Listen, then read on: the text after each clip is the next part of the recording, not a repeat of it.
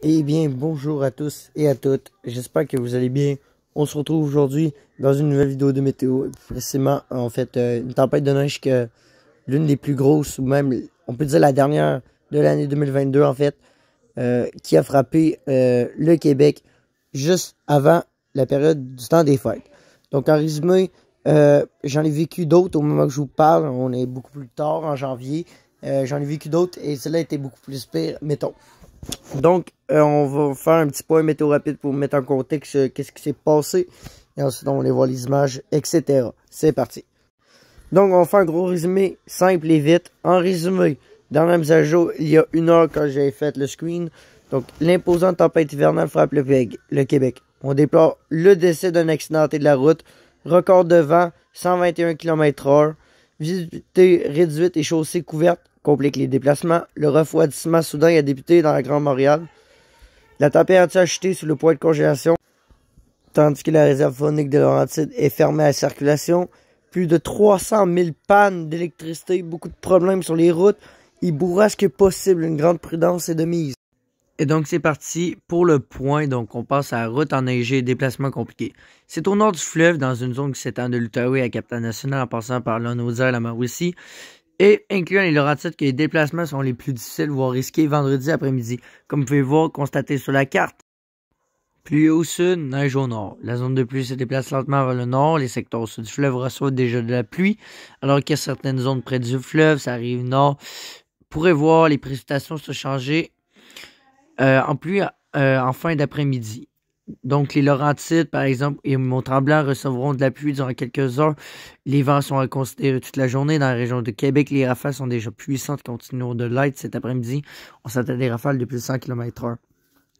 À noter, bien entendu, que ça s'est déjà passé il y a au moins un mois facile, et ce n'est pas présentement durant que je fais le point.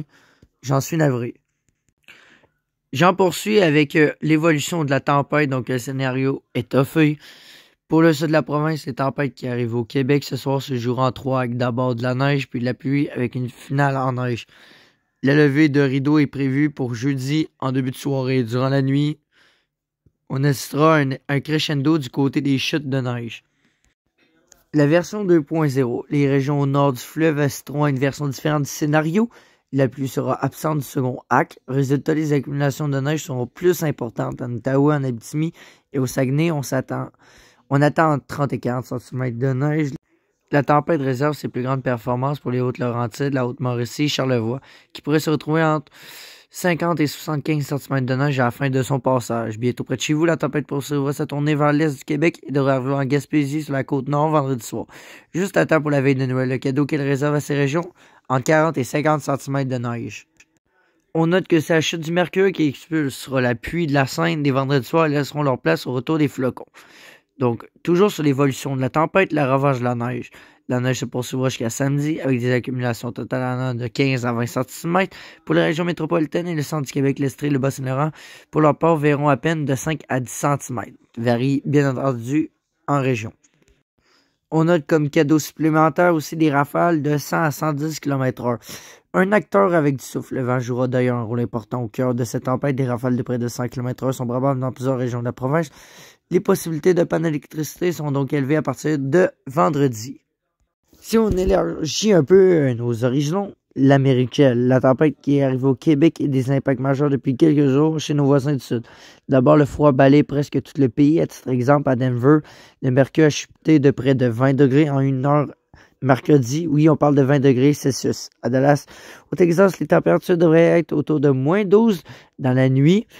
Les habitants du Dakota pourront pour leur part subir un ressenti de moins 45. Le froid n'épargnera même pas la Floride, où le mercure descendra sur le point de congélation au cours de quelques nuits. On craint même que plusieurs iguanes soient tétanisés par le froid et se mettent à tomber des arbres. Une bombe météo qui fait son propre chemin. Le système s'est intensifié rapidement de telle sorte qu'on peut le qualifier de bombe météo. Pour ce faire, il faut perdre plus de 24 hectopascales en moins de 24 heures. À noter que de manière générale, plus la pression centrale du système est basse, plus celui-ci est puissant. On observe régulièrement des bombes météo en automne et en hiver, mais elles tentent à se développer au long de la côte est des États-Unis. Toutefois, là, la trajectoire est en quelque peu inhabituelle. Elle s'est développée sur les Grands Lacs pour remonter ensuite vers le Québec. Tempête de neige dans le sud, c'est de bon météo provoquant entre autres des blizzards dans certaines villes qui ne sont pas habituées à cet événement, donc qui n'ont pas le matériel pour faire face à d'importantes quantités. Mettons qu'à Oklahoma City, par exemple, la température moyenne pour cette période de l'année est de 10 degrés. Le ressenti sera de moins 24 pour les prochaines nuits avec de bonnes rafales et d'importantes chutes de neige. Le gouverneur a d'ailleurs déclaré l'état d'urgence et implore les citoyens de rester chez eux. Des avertissements de tempête hivernale ont été mis pour Kansas City, Saint-Louis et un événement très rare pour ces deux villes, évidemment.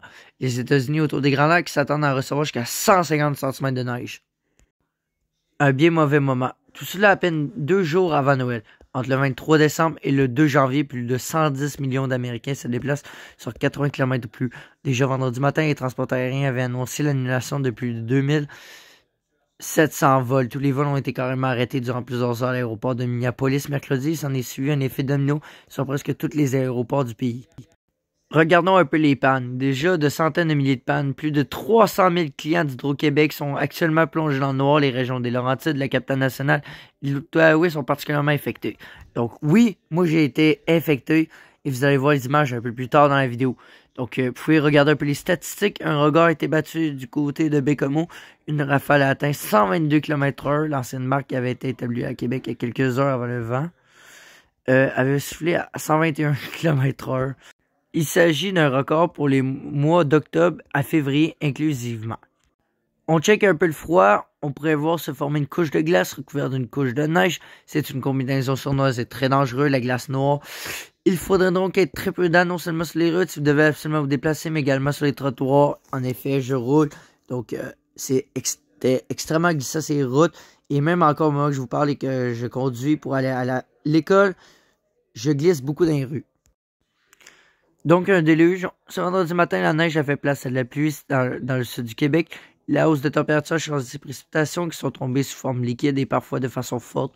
On rapporte même des accumulations d'eau sur certaines routes. La neige reprend du service et voilà que toute cette pluie se transforme en glace.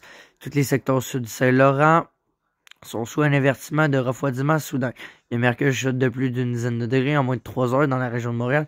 La dégringolade pourrait être de 7 degrés à moins 7. L'élément clé est que cette chute traversera la barre du point de congélation, l'eau au sol parfois mêlée à une couche.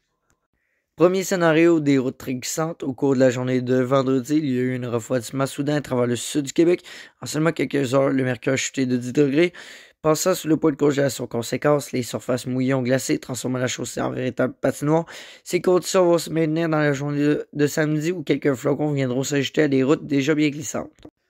2. De violentes bourrasques. Les vents resteront également de la partie et pourront affecter la visibilité. Après les records vendredi après-midi dans la région de Québec, la tendance sera toutefois à la baisse jusqu'à dimanche. Certains secteurs, dont la région métropolitaine, pourraient encore subir des rafales de 50 à 70 km/h. Les averses de neige prises dans ces vents pourraient compliquer des conditions routières déjà difficiles. 3. Beaucoup de poudrerie. Finalement, le risque de poudrerie sera très élevé et généralisé à l'ensemble de la province dans la journée de samedi. Cette neige fraîchement tombée au sol que les rafales pourront aisément soulever réduira considérablement la visibilité sur les routes. Le phénomène se maintiendra dimanche, même s'il perdra de son ampleur. Un autre phénomène à surveiller de près est celui des lames de neige. Pour rappel, une lame de neige est une petite coulée de neige poussée par le vent et qui vient couper une voie de circulation. Les déplacements sur les routes touchées par le phénomène pourraient s'avérer dangereux. Prudence et lenteur restent donc de mise pour des déplacements sécuritaires en cette fin de semaine de Noël. Donc là maintenant, on est dedans. Le plus gros, moi que j'ai pris le screen, était un peu plus passé, mettons. Mais vous pouvez voir l'ampleur de la tempête qui était quand même assez énorme. Également, beaucoup plus au sud, toujours proche de l'océan Atlantique. C'est toujours là qu'il y a de la pluie et un peu de mélange de verglas par-ci par-là, surtout au la frontière. Mais moi, je me rappelle à Québec pas avoir été touché par tout cela.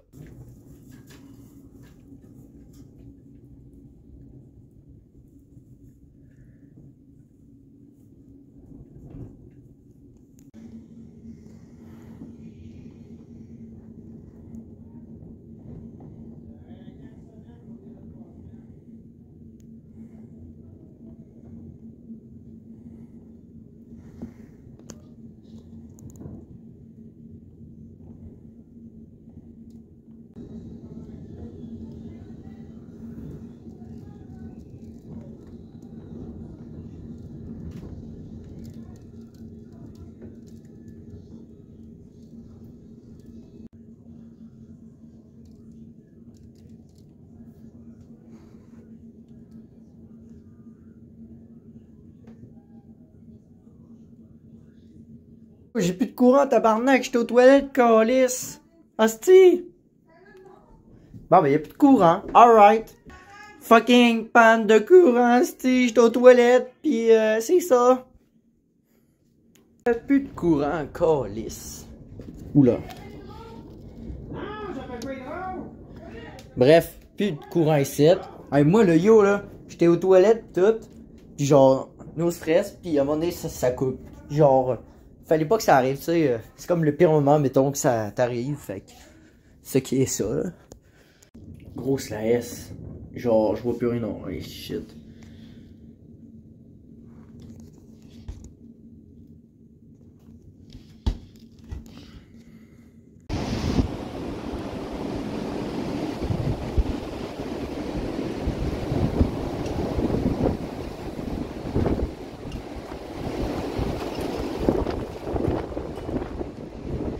Je pense qu'on est une coupe à plus avoir de courant. Je vois même plus de décoration allumée de l'autre bord de la rue.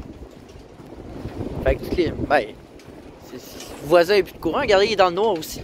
Il n'y a plus de décoration. Hey, c'est vraiment la S, man. Ah ouais, il n'y a plus de courant, man.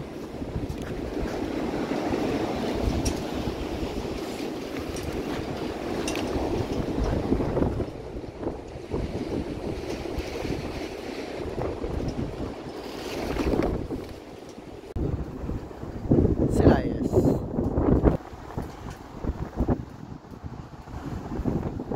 Plus de courant dans le quartier.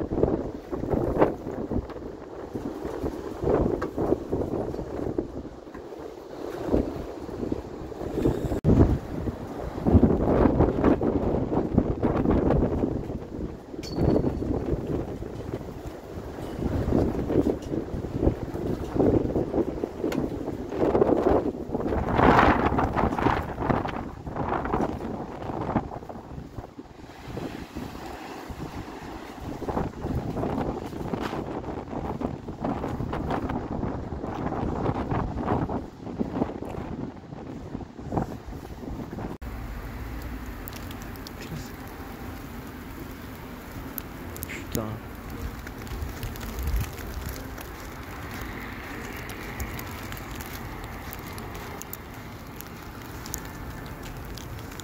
Ça a l'air que maman a vu des éclairs. Je vois pas ça, moi. Fait que là, évidemment, plus de courant. Donc, pas de cuisine. Donc, pas de souper. Parce que maman est en train de commencer à faire le souper et tout. Puis, il n'y a plus de courant, malheureusement. Donc, bon, mais c'était... La solution, c'était que le restaurant. Fait qu'on va au resto et vous allez voir, j'ai filmé quelques scènes. Et maman, à un certain moment, a même vu des flashs, genre d'orage.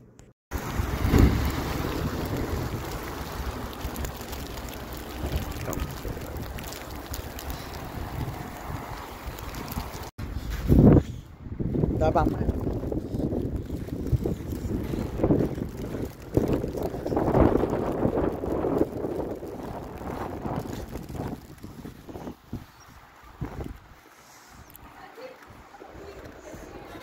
Effectivement, avec une traque d'orage, un de mes amis m'a envoyé un screen et tout. Et effectivement, il y a eu quelques coups d'impact en banlieue de Québec. Et oui, un orage s'est formé parce qu'évidemment, une tempête de neige parfois peut être tellement puissante, tellement d'énergie, tellement d'humidité que littéralement, ça peut créer des orages de neige. Donc, c'est assez courant parce qu'il y a beaucoup d'énergie là-dedans. Fait que ça peut produire littéralement des petites cellules. Je termine la vidéo ainsi, donc la carte des pannes d'Hydro-Québec, beaucoup de pannes dont moi j'ai été impliqué. Ensuite, quelques photos de gens dont ça a beaucoup impacté. Beaucoup de dommages, de dégâts. J'avais même un de mes chumés, littéralement, qui lui, il avait plus de courant. Même durant Noël pis tout. Un de mes amis avait plus de courant pendant genre 7 jours. Un truc de dingue. Et j'avais même des amis au chalet que littéralement... lui, la Prius, elle était enterrée. Littéralement enterrée, c'est le cas de le dire. il n'y avait pas de courant, tout, c'était dans un chalet, fait qu'il fallait chercher une génératrice, tout, plus rien, pas tout, en tout cas. Et on termine ici avec des hosties de malades en lambeaux pis tout, hein, on est au Québec, mais toujours les propriétaires de riches sortent pareil. Donc ici, un gars qui a pris lors d'une averse de neige, une Huracan Perf, littéralement sur l'autoroute, un autre gars, Huracan ben chill. Même en Ontario, aussi, un gars qui s'est fait enterrer avec sa Huracan. Bref, je connais un de mes chummies, lui, littéralement, il roule sa McLaren GT en plein hiver. Fait quoi, même des Ferrari, bon, après les GTC 4 Lusso, etc., les Urus, bon, des Rolls-Royce aussi. J'ai spoté des Rolls-Royce en plein début janvier à Montréal. Bon, c'est normal après. Bon, bref, ainsi se termine la vidéo. Merci à tous d'avoir écouté puis tout. Je pense qu'une vidéo météo nous a fait tous plaisir. Écoutez, moi, je suis que les phénomènes intéressants maintenant. Je garde beaucoup d'espace pour le téléphone, c'est important parce que ça me pose vraiment un problème pis tout, puis trop de souvenirs là-dessus. Fait que il va y avoir des vidéos maintenant une fois de temps en temps. Je vais vous faire une vidéo à un moment donné pour vous expliquer pourquoi je suis moins absent et comment la chaîne va se dérouler dans le futur. Mais rassurez-vous, tout va bien. Et d'ici là, ben, profitez à chaque fois qu'il sort une nouvelle vidéo. J'essaie d'être actif sur YouTube, mais voyez-vous, c'est plus mon centre de priorité. Bref, merci à tous d'avoir assisté à la vidéo. Prenez soin de vous. On se redit à très bientôt. Suivez-moi sur les réseaux comme Facebook et Instagram ou bien Snapchat, c'est comme vous voulez, parce que là-bas, je suis ultra actif. Puis c'est là que vous allez voir toute ma vie. Ciao, guys!